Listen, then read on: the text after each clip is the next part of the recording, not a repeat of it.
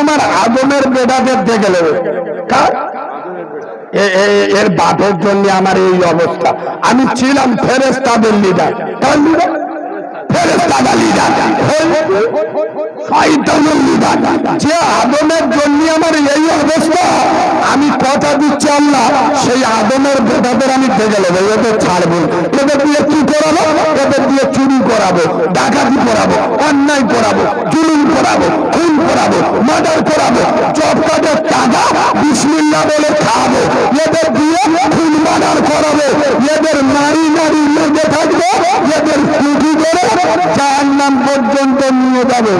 আর আব্বা ভালো করে শুনুন, আল্লাহ বলতে দে শয়তান, তা তুই আমার সাথে চ্যালেঞ্জ করছিস?